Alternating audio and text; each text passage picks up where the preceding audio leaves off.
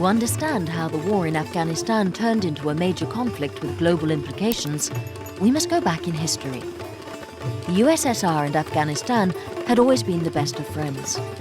Russia was the first major power to recognize the state of Afghanistan in 1919, just as Afghanistan would be the first country to recognize Soviet Russia in 1921.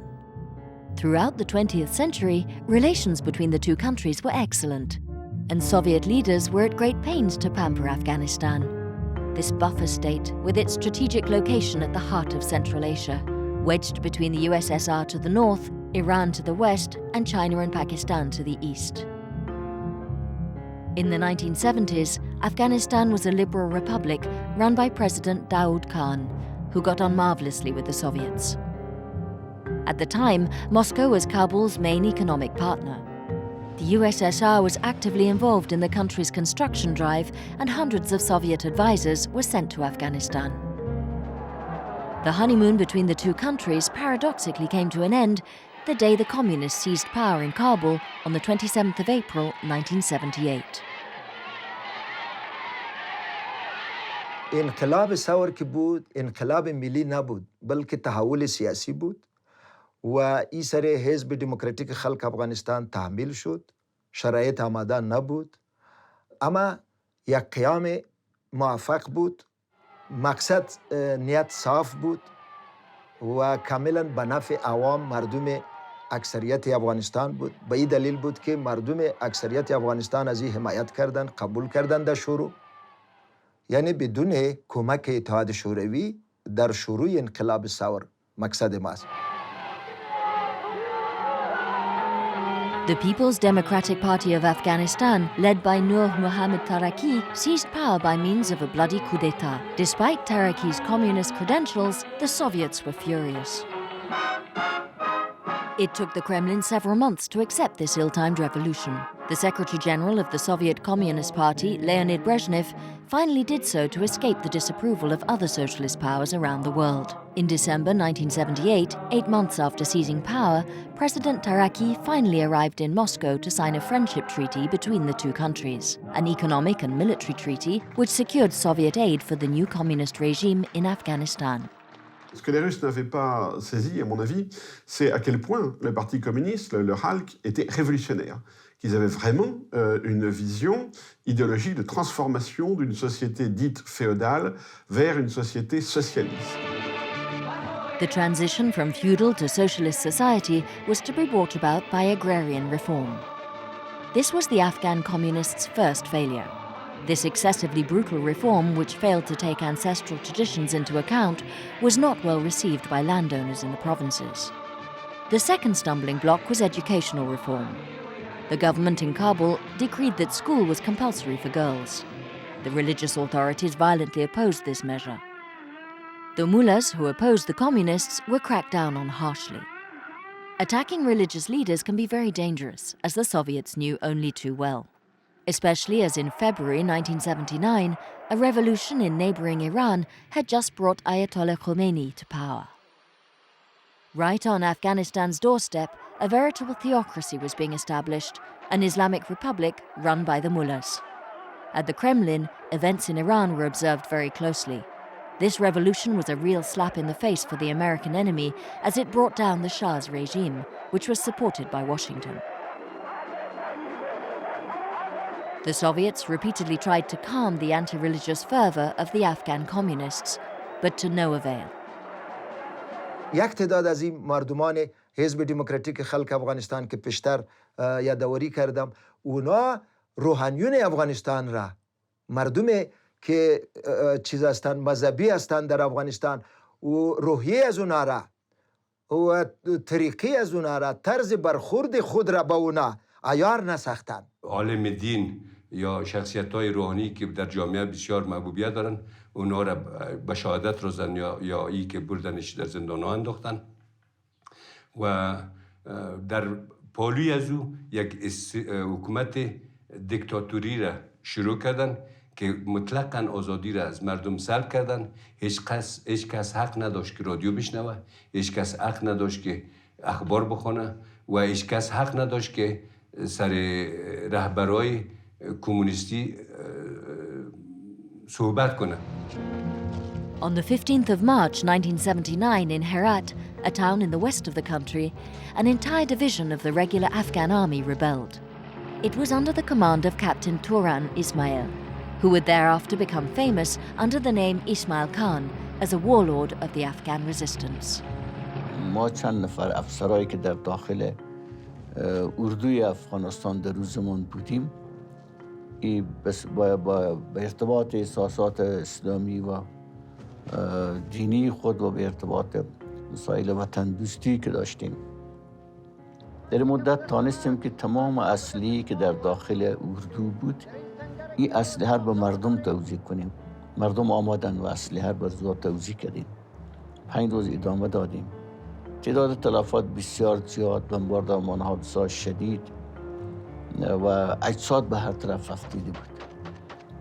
ما مجبور شدیم که فرقی حبده هرات تخلیه کنیم و تعداد سلاح مورد ضرورت با خود به طرف کوها بردیم و از اونجا باز از کوها جنگ‌های به شکل چریکی یا پارتیزانی با جنگ را ادامه دادیم.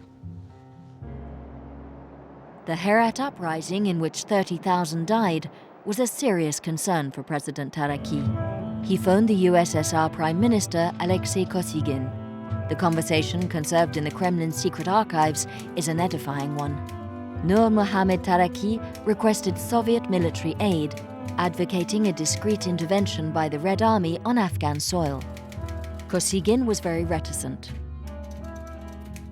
I don't want to annoy you, but it's very difficult to intervene discreetly. The whole world would find out, and within a couple of hours, everyone would be screaming that the Soviet Union had invaded Afghanistan. But President Taraki was not short of convincing arguments and ideas. Just send in tanks driven by Soviet soldiers from Central Asia, Tajiks, Uzbeks, and Turkmenis. There are lots of these people in Afghanistan. If they put on Afghan army uniforms, they won't be noticed. President Taraki's idea took root.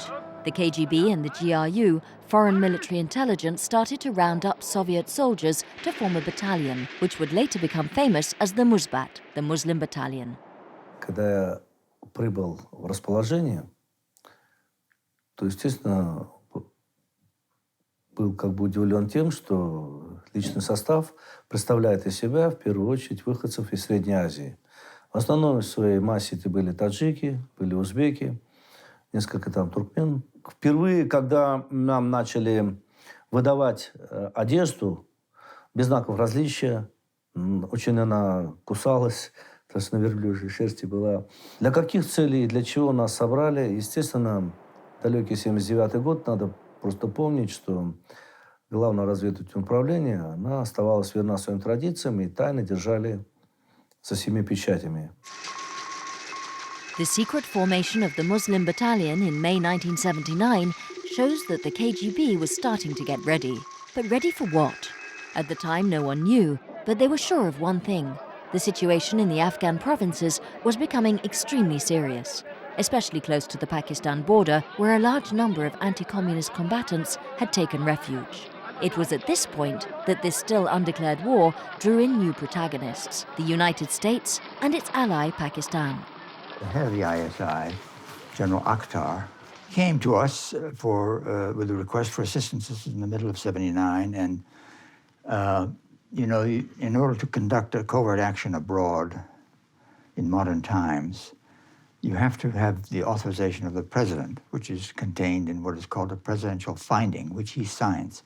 And he signed the finding, that was Jimmy Carter, in the summer of '79, to give non-lethal aid to the Mujahideen who were in contact with the ISI, and they were revolting against the Communist Party rule, which had begun in '78. À ce moment-là, les militants islamistes qui étaient à Peshawar ont commencé à revenir. Et là, ils ont trouvé une situation qui était mûre. Ils sont revenus avec des armes, pas beaucoup, et puis, je dirais, un certain entraînement militaire, assez superficiel. Et ils ont commencé à ouvrir des fronts, par exemple le Panjshir avec Massoud.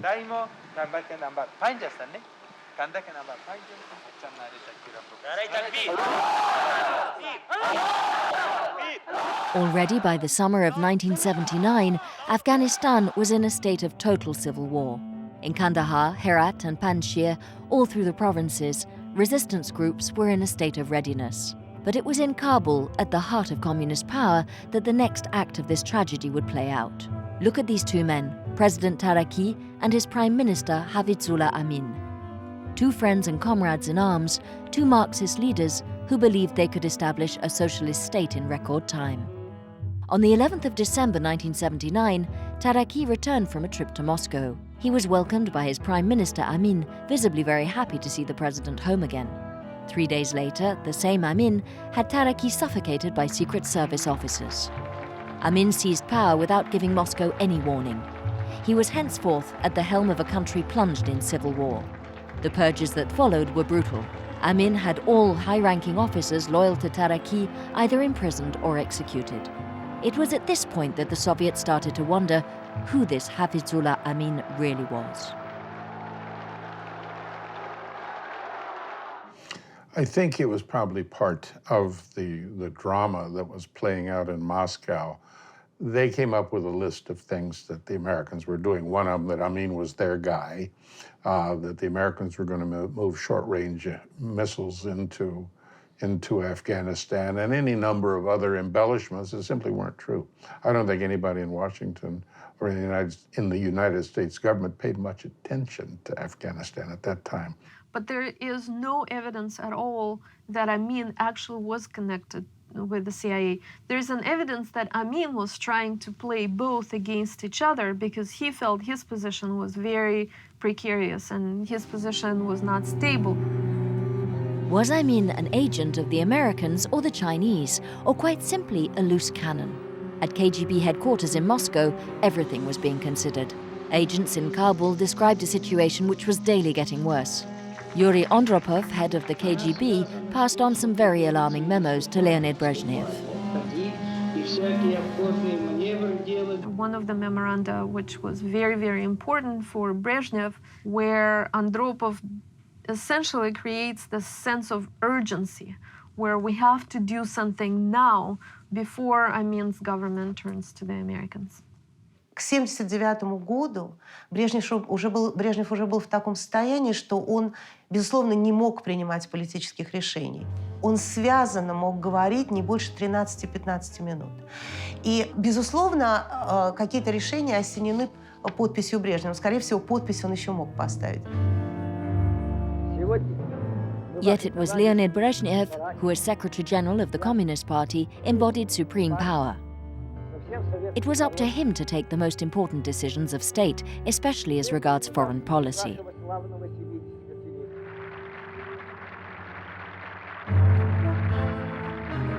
On the 12th of December, a select Politburo meeting took place. It was at this meeting that the decision was taken to eliminate the Afghan leader, Hafizullah Amin, whom they judged to be out of control. At the time, the young Mikhail Gorbachev was just a deputy member of the Politburo and had no say in the decisions of the Supreme Office. Не Политбюро приняло, а группа внутри Политбюро. Старшие товарищи. Из песни слов не выкинешь. And here is the old guard.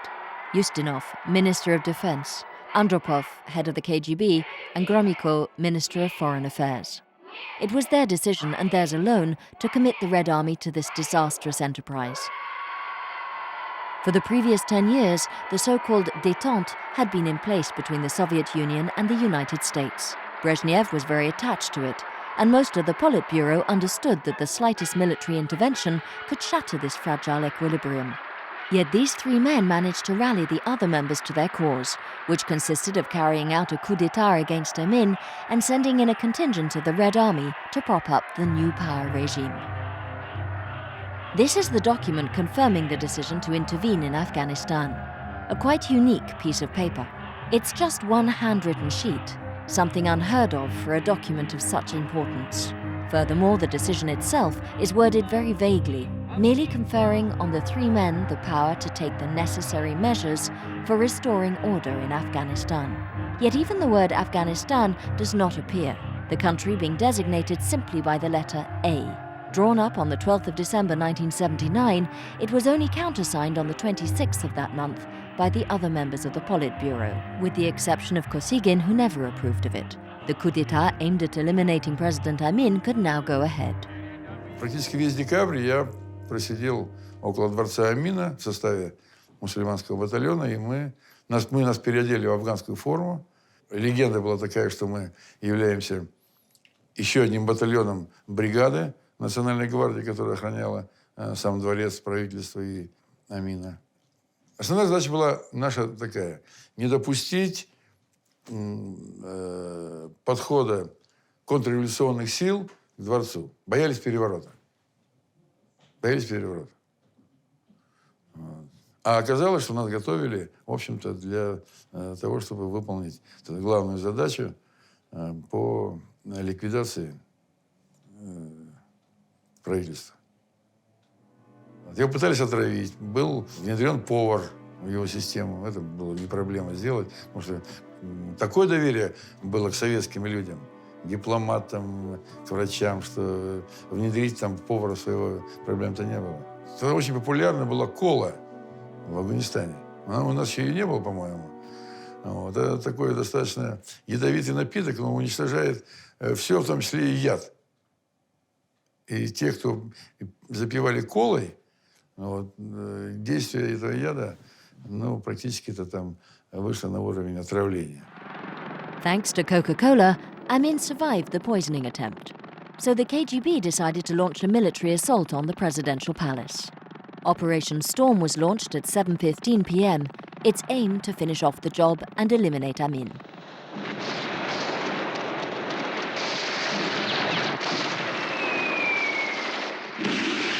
Что там было вот в эти 45 минут, передать словами сложно, поскольку там сплошная стрельба. Швилка стреляет по дворцу, снаряды на нас, на наши головы, гранатометы. И на втором этаже мы обнаружили у бара лежачего Амина. В моей машине сидел Гулябзой, который опознал Амина. И только после этого я доложил в центр о том, что Амина нет в живых. Конкретно сказал главному конец. Пытались найти документальное подтверждение, что Амин – агент ЦРУ. Я знаю точно, что группа людей, которая была в моей группе на четвертой машине, специально пытались найти эти материалы. Материалов таких обнаружено не было в дворце. In the night of the 27th to the 28th of December, 100,000 Red Army soldiers poured into Afghanistan. According to the official wording, it was a limited contingent aimed at upholding the communist regime in Afghanistan. It was this man, Babrak Karmal, who took the reins of power. Chosen by Moscow, he patiently awaited his moment in a military base. در شب اعلان شنیدیم که بابرک کارمل اعلان کرد که قوای شوروی آمده به افغانستان. شب سخت بود و روز بعدش بعد من خودم قوای شوروی را دیدم که در روی جاده ها در نزدیک خانه ما در اینجا بودن. یک روز بود که فکر کردم که سرنوشت مردم افغانستان تغییر کرده و شخص خودم هم که قبل از اون متعلم و محصل بودم فکر کردم که زندگی برای همه ما تغییر کرده. Les Russes ne sont pas rentrés pour combattre l'insurrection islamique, ils sont rentrés pour remplacer un régime communiste qui était devenu hors contrôle par un régime pro-soviétique supposé être plus modéré et supposé, disons, faire la paix avec la population afghane. How could the Kremlin old guard have believed that sending in troops would improve the chances of peace with the Afghan people? The result would be the exact opposite, with an eventual knock-on effect around the world. وقتی که بالای یک کشور کس تجاوز بکنه این حق شرعی است که باید در مقابلشان استاد شوند و جهاد بکنند بنا بر احکام و آیات قرآن پاک. مردم افغانستان در مقابل قوای متجاوز شوروی وقت جهاد خود آغاز کردند. و هر کسی نمیتونه مجاهد شود جهاد دروازه رحمت است که خدا به عزیزترین بروی عزیزترین بنده هایش باز می‌کند. It was at exactly this moment, as foreign troops entered the country, that the situation took on a new dimension. What had been an Afghan civil war was now declared a holy war, affecting the entire Muslim world. No one in the USSR was aware of what was going on. Pravda published a simple dispatch announcing that in response to a request from the Afghan government, Soviet troops had entered the country to repel foreign aggression. The communique ended with the following words: having been judged by his people, Amin was sentenced to death and executed. Until that morning of the 28th of December, no one in Moscow had even known the operation was underway. Мы узнали моим другом Шварната. Я приехал отдыхать в Пицунду. Ко мне приехал туда, в гости навестить же человека, который приехал в Грузию. Мы с ним много говорили. Утром просыпаемся. По сути дела, даже и подъем был как преждевременный. Ну, говорят, вот такое объявлено о вводе пограничного контингента в Афганистан. До этого ни я, ни он ничего не знали. Он кандидат в члены Политбюро, и я кандидат в члены Политбюро. И мы не знали. Но это вообще из ряда вон. A few days after the troops entered the country on the 4th of January 1980, American President Jimmy Carter reacted publicly with a televised address. This is a callous violation of international law and the United Nations Charter. It is a deliberate effort of a powerful atheistic government to subjugate an independent Islamic people. Jimmy Carter felt, I think, a huge personal insult from Brezhnev, whom he thought he had gotten to know a little bit. So when the Soviets invaded Afghanistan in 1979, Carter made the unfortunate statement, looking very naive, saying, "I've learned more about the Soviet Union in the past 24 hours than I've learned in my entire lifetime." Carter was rather relaxed about the Soviet Union and believed naively that he could go to the bargaining table and sort things out in a way that would, if not end the Cold War, at least ameliorate it and make it safer. The reaction around the world was unanimous. In January 1980, the USSR was condemned by the majority of the member countries of the UN, including those Muslim nations not traditionally aligned as allies of the Soviets. Carter froze the ratification of treaties. The détente between the two blocs was well and truly in pieces.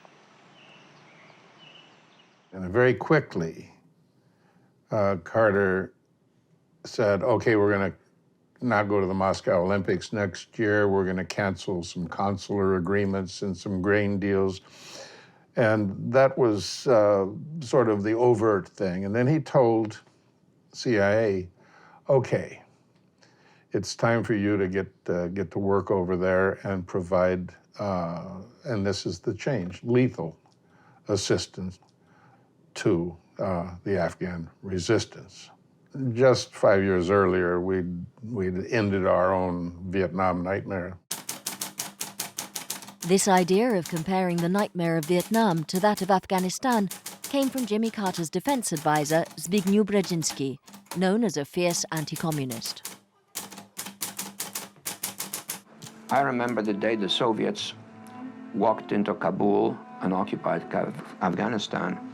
I gave the president a memo which had the sentence in it, "We now have the opportunity to give the Soviet Union its Vietnam."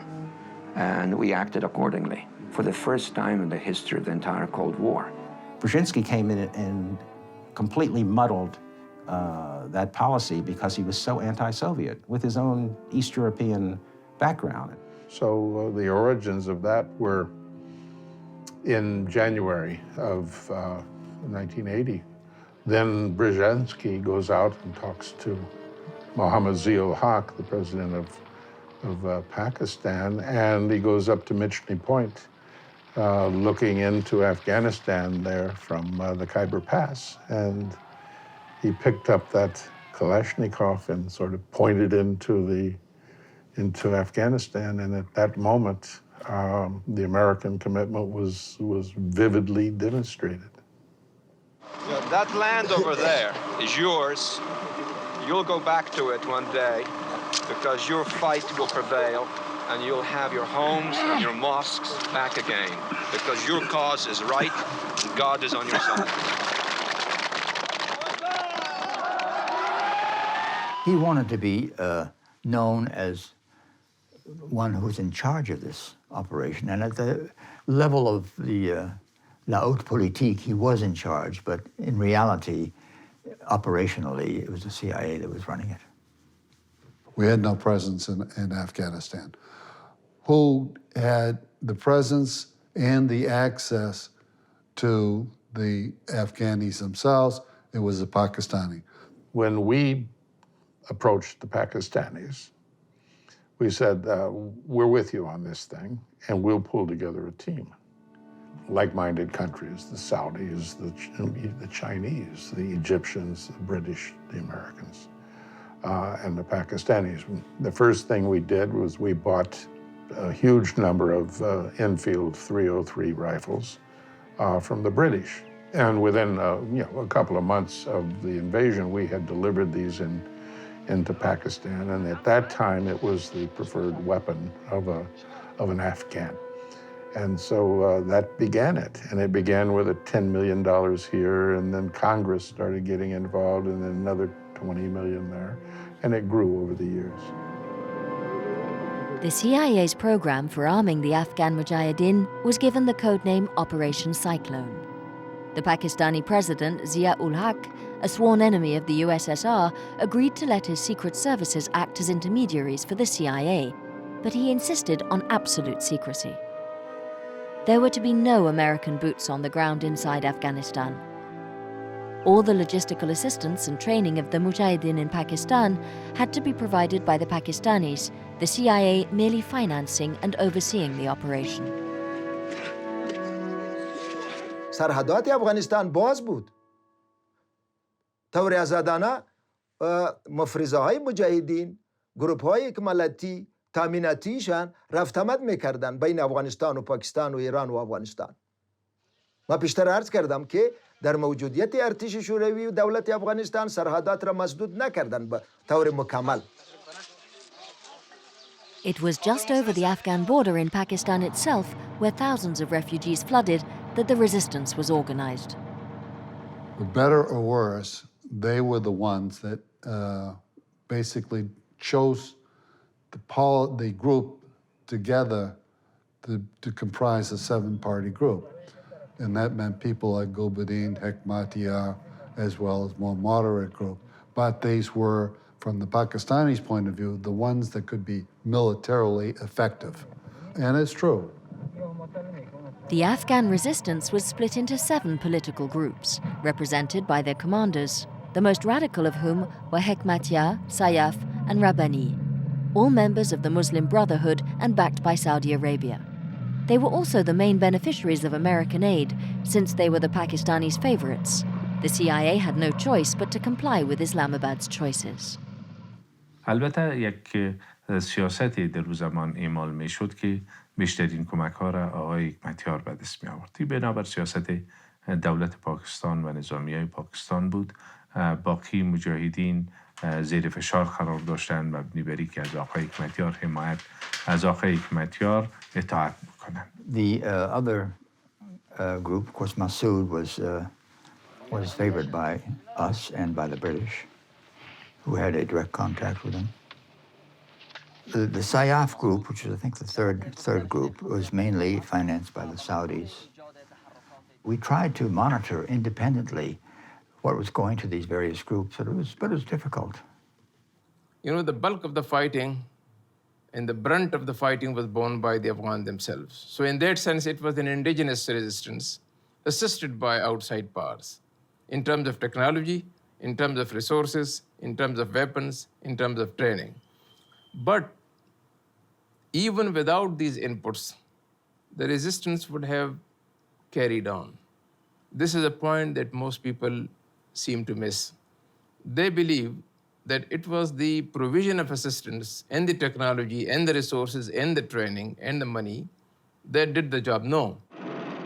The increasingly well-armed and trained Mujahideen were starting to pose serious problems for the Red Army. The Soviet soldiers were surprised by the effectiveness of the resistance in the provinces. Никто воевать не хотел, и задачи такой не было воевать. Войска были введены для оказания помощи и охраны объектов. Основная задача была, она вот все 10 лет и выполнялась.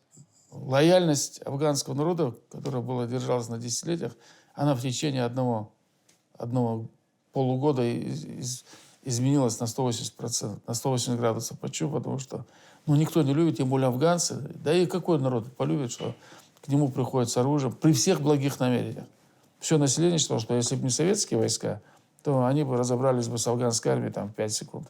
Руководители Афганистана решали свои политические вопросы, опираясь на наши штыки. Почему? Потому что армия своя, надо готовить, надо кадры, вооружение, снаряжение, а тут все есть.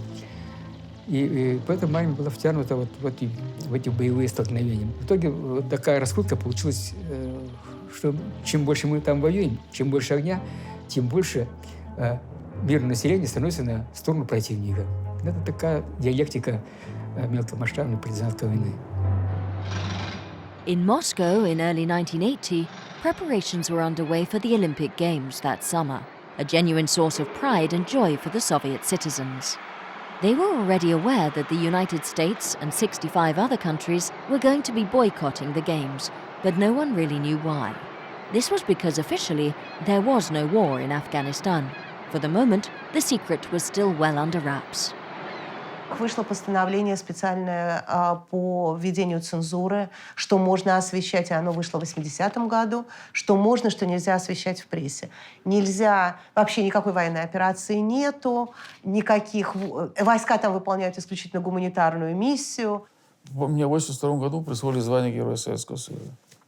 И в газете, в Красной Звезде было на следующий день написано, что капитану Аушеву, главнокомандующий сухопутными войсками, вручил Золотую звезду Героя Советского Союза за успешные действия на батальонных тактических учениях за боевой стрельбой.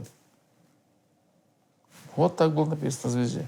И не сказано, что я был в Афганистане, что я командовал батальоном в Афганистане. Это была идеология, но она советская идеология, тоже была ошибка. But in Moscow, one solitary voice dared to break the silence. The voice belonged to Andrei Sakharov, winner of the Nobel Prize for Physics. Сахаров к этому моменту уже был известным диссидентом до начала афганской кампании. Он считал, что это несправедливая война. Он считал, что Советский Союз вмешивается в отношения другой страны, что он участвует, в сущности, в гражданской войне на одной стороне, что там гибнут российские солдаты, советские солдаты совершенно бессмысленно, а что там убивают мирное население, что плохо. И собственно говоря, вот это все он оформил и отправил в виде открытого письма Брежневу в самом начале 80-го года. Andrei Sakharov's open letter drew an angry reaction from the Kremlin, and he was sent into internal exile to the town of Gorky. A few years later, having been elected a deputy of the people, Sakharov reaffirmed the reasons for his earlier action loud and clear. Выступал против введения советских войск в Афганистане и за это был сослан в Горький. Именно это послужило главной причиной. И я горжусь этим. Я горжусь этой ссылкой в Горький, как наградой, которую я получил. Пришел приказ, и по приказу мы встаем, взяв АКМ. Садимся ночью в самолет в тот ранний час. когда земля вокруг спала в Афганистан. Приказом воля занесла Афганистан. Красивый горный дикий край, приказ простой: вставай, иди и умирай. Но как же так? Ведь на земле весна давно, а сердце режет.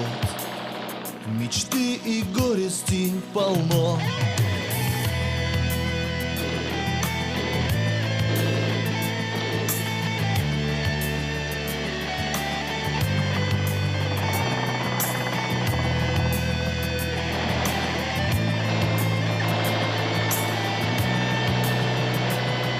Афганистан, проклятый горный дикий край, приказ простой: вставай, иди и умирай. Но как же так?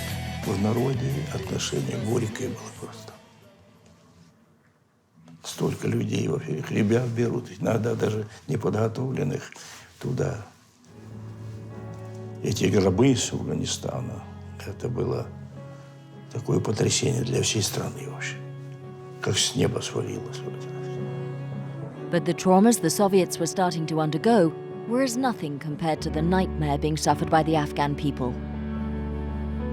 In the space of just a few months, the Red Army's intervention had turned into all-out war, with civilian victims already numbered in their tens of thousands. D'abord, ils ont commencé de tirer avec les canons pour détruire, ils ne sont pas réussis. Et après, ils ont mis des mines autour du château et ils ont explosé, c'est détruit.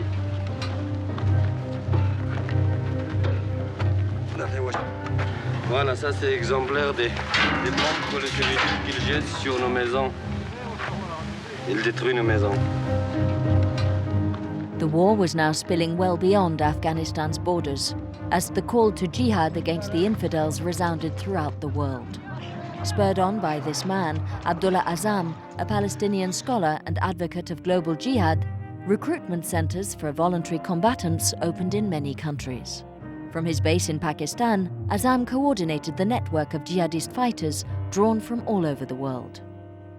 Some people came from outside to fight alongside the Mujahideen. People came from Philippines, the Moros, and people came from Middle East. People came from India, and people came from America itself, the Muslims of America, and Europe, and the Far East. But they were few and far between.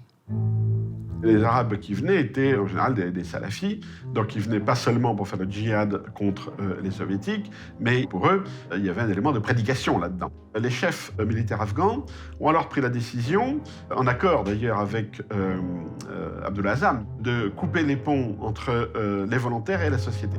Donc les volontaires étaient, je dirais, maintenus dans des espèces de casernes et avaient pour mission simplement de se battre sur le front. And so the Afghan resistance became the breeding ground for worldwide jihad. It was in the Afghan mountains that a certain Osama bin Laden, from a wealthy Saudi family, cut his battle teeth fighting infidels.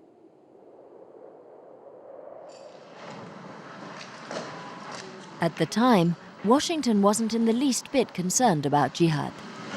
On the contrary, in 1983, Ronald Reagan decided to go public about the United States' involvement in the war in Afghanistan.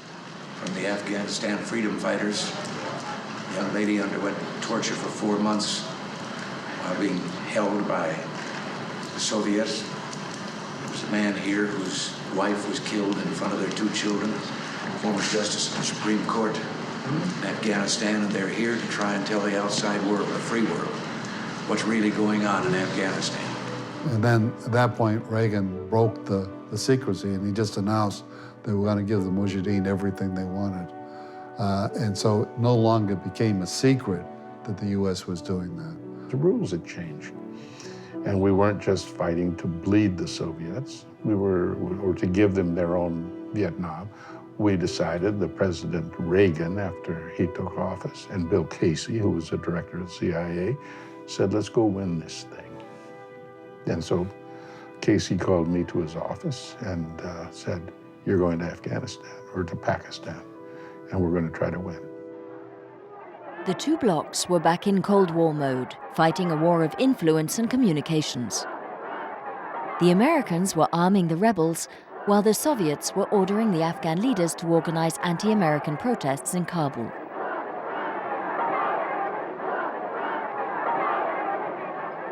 You have to understand that Brezhnev invaded, promptly died, and Andropov took over and promptly died, and Chebrikov took over and promptly died.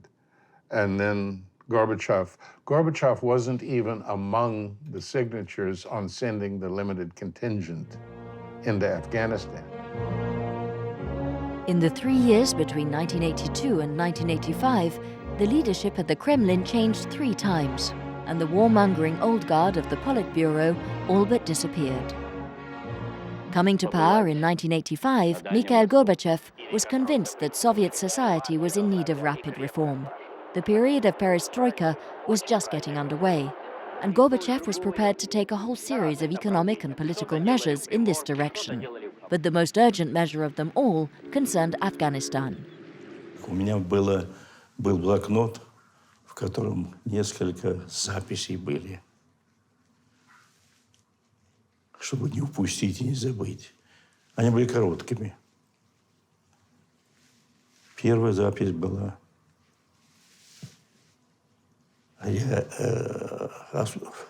осуществлять реалистическую политику по отношению к Афганистану, готовиться к выводу войск. Это я для себя еще пишу, ни с кем ничем не говорил. So Gorbachev found himself in a really, really tough situation. He was losing money, he was losing people, he was losing domestic support for the war, because now with Glasnost, everybody heard about terrible things that were going on in Afghanistan. В 1985-м чуть-чуть по поводу афганской войны разрешили писать об участии советских войск там на уровне, в боевых действиях, на уровне батальона уже можно было о каких-то случаях гибели, уже можно было там о геройстве, уже можно было сказать, как зовут человека, которому дают орден. Раньше даже этого нельзя было сказать. The first effect of perestroika was the freeing up of public opinion in the USSR. Previously muzzled, the Soviet people were now free to express themselves and were gradually becoming aware that this war was a catastrophe. Gorbachev knew he had to bring it to an end. He also knew to whom he had to speak about it first. Официально нет, я сказал об этом Рейгану на встрече в Женеве. И я ему сказал, вы, говорю, должны как президент знать, что мы исходим из того, что нам надо уходить с Афганистана. Мы будем это делать. Главные партнеры и главный противник. Надо было говорить, чтобы они знали. Потом у нас была ведь такая политика. Все то, что я говорил, обещал в делах наших, договоры записали, мы выполняли. But the United States was very uncooperative, because within the United States, especially when Reagan came to power,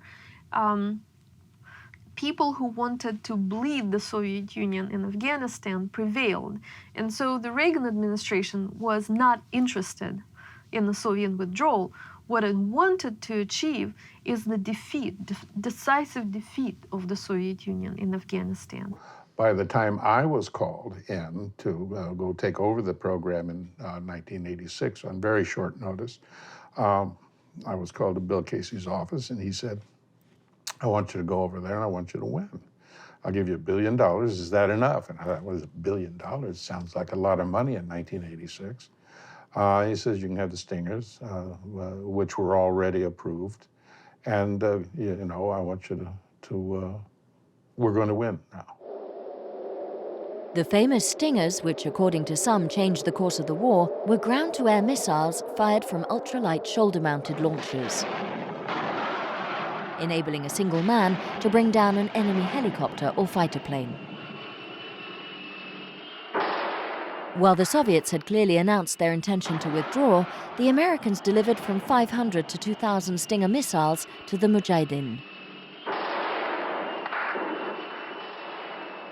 The first Stingers were used at Jalalabad in September 1986, and they downed 3 Russian helicopters. And overall, the Russians suffered great losses in helicopters. I think it was something like 1,000. Мы на себе это чувствовали, как шло вооружение партизан по увеличению.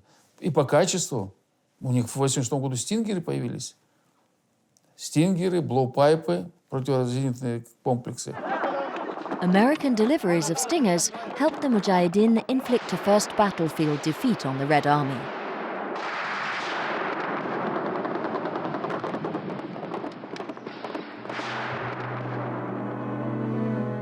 In 1986, Moscow decided to replace President Karmal by a man who seemed better suited to the situation, Mohammad Najibullah. Gorbachev thought he could impose his own version of perestroika in Afghanistan and launched the idea of a national reconciliation of the Afghan people. Применили, мне кажется, правильную тактику национального примирения. Собрали Лою Джиргу и сказали вождям племен, это ваша страна, вы тут договариваетесь и так далее. И информация была, что мы уходим. И потихоньку мы начинали передавать технику, готовить их. И 3 года мы готовили сознание руководства Афганистана, руководства вооруженных сил и все население, что мы уйдем. Я пригласил Наджибуллу.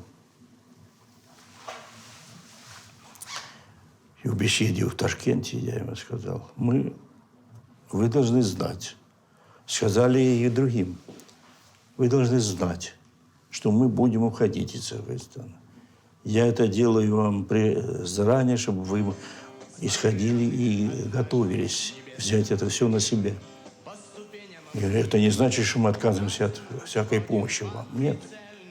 Но войска уйдут, и мы не будем участвовать дальше в войне. Для этого, говорю, вам надо, чтобы вы удержались, вам нужно изменить внутреннюю политику. Вы должны восстановить все связи, нарушенные с религиозными, духовными деятелями, другими. Это очень важно. Так трудно эта беседа шла. The Soviets were trying to bring the moderate opposition into the government.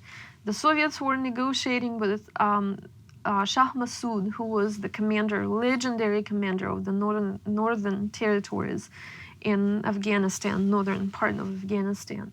The United States supported the most radical, the most fundamentalist forces among the Mujahideen. مخالفین یا به عبارت دیگر مجاهدین افغانستان در وقت و زمان قبول نکردند پیشنهادات دکتر نجیب الله را. به می دلیل بود که جنگ ادامه پیدا کرد.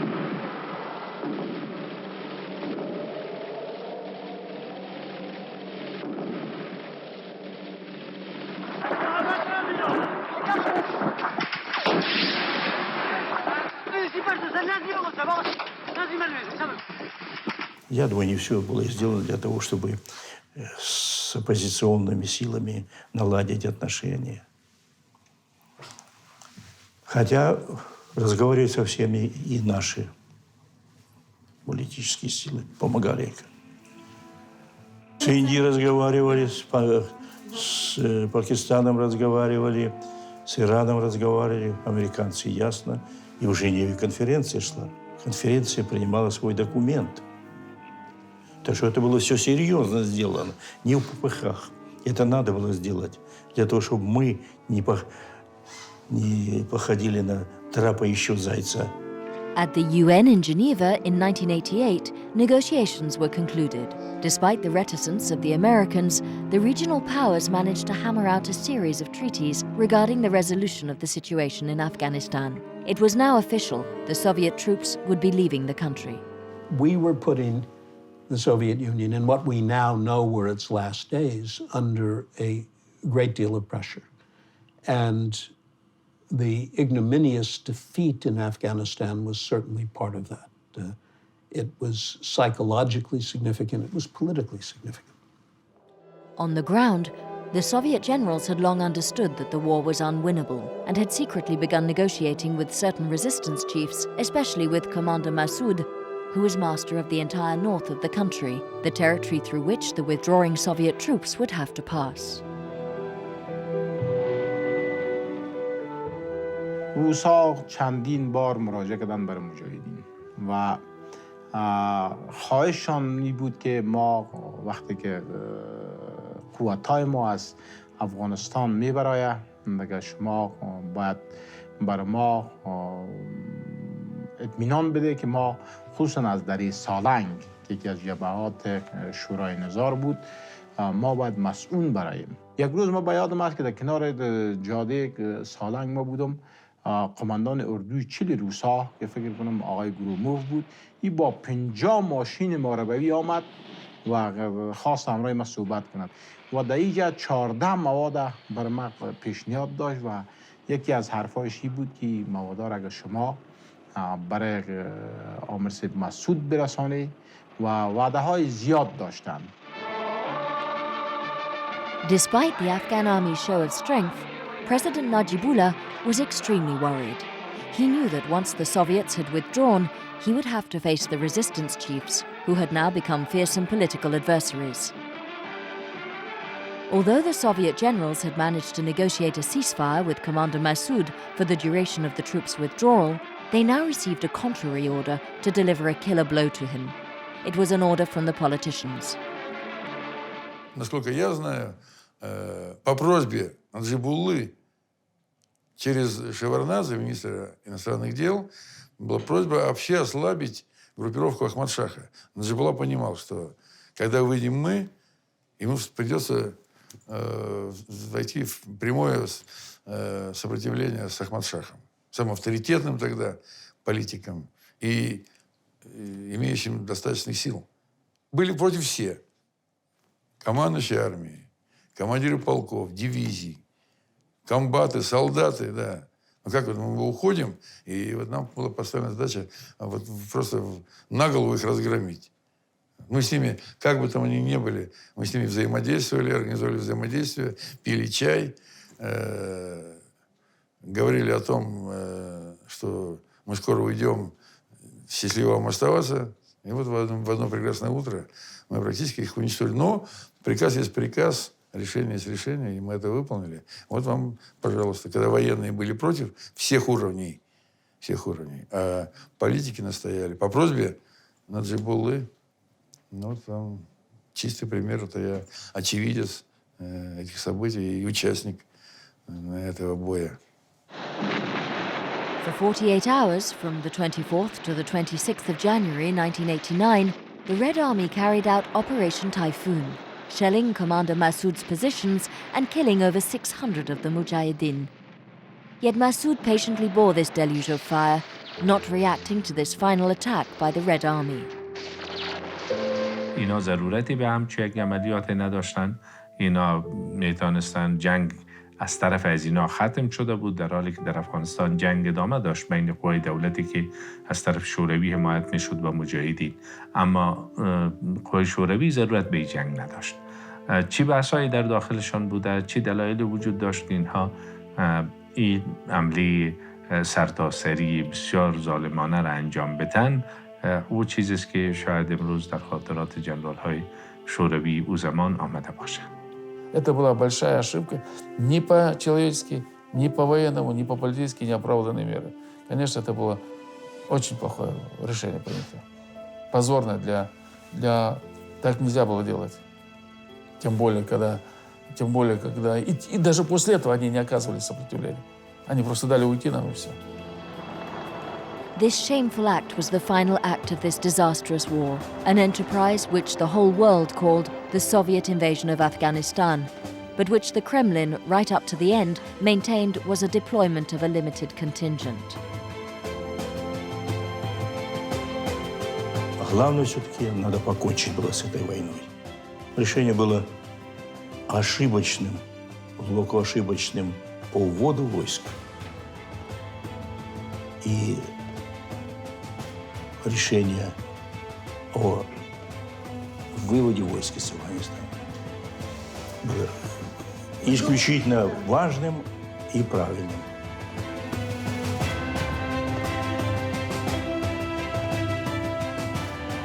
The figures from this war are staggering.